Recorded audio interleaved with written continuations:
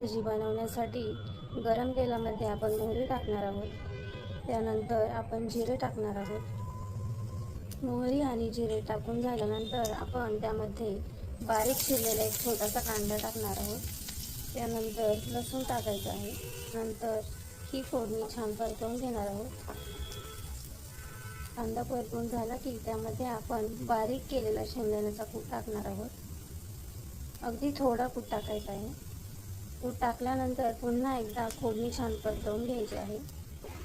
त्यानंतर एक छोटा चमचा डाळीचे पीठ टाकायचे आहे. कोणत्याही फोडणीमध्ये आपण जर डाळीचे पीठ टाकले तर भाजी छान घट्टसर होते, खूप पातळ अशी पाण्यासारखी होत नाही. त्यामुळे शक्यतो आपण एक चमचा चणा डाळीचे पीठ फोडणीसाठी यूज करायचे आहे.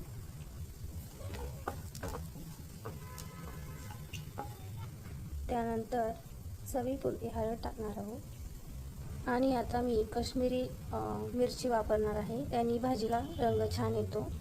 थोडी जास्त प्रमाणात टाकायची आहे. आणि आता मीठ टाकायचे आहे. आता पुन्हा एकदा आपण फोडणी छान परतवून घेणार आहोत. फोडणी छान परतवून झाली आहे. त्यामध्ये आता आपण वालाच्या शेंगा टाकणार आहोत. वालाच्या शेंगाही अगदी छान परतवून घ्यायचं आहे.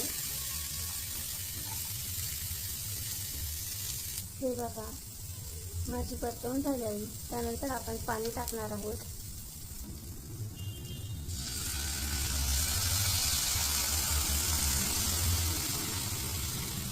पाणी टाकल्यानंतर भाजी पुन्हा एकदा छान मिक्स करून घ्यायची आहे.